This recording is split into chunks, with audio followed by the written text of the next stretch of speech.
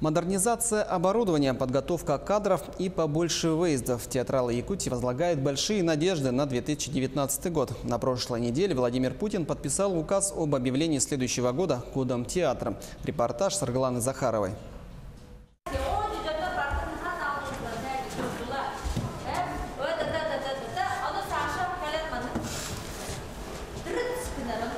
Гиганты горы итальянского драматурга Луиджи Пиранделло зазвучали на якутском языке. Сюрреалистическое произведение впервые ставят на сцене Сахатеатра.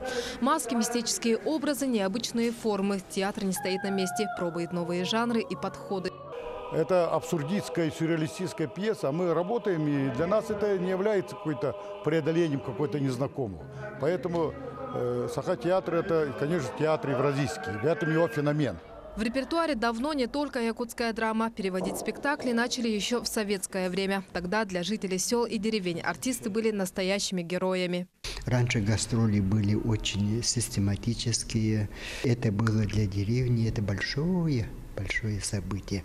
Сегодня выездов не так много, как хотелось бы, сожалеют артисты. На следующий год большие надежды. На театры обратят внимание. Сельские клубы, они имеют поддержку, грантовую поддержку, вы об этом знаете. Много наших клубов получили финансовую поддержку. Также есть программа малых городов тоже. Театры, которые находятся в таких городах, тоже получают поддержку. Вот театры, которые находятся в столицах, административных центрах регионов, они обделены вниманием. В первую очередь театралы говорят о материально-технической базе. Современность диктует правила, зритель требует красок и яркого оформления. Раньше достаточно было сказать слово, и зритель слушал, сидел внимательно, потом могли пересказывать.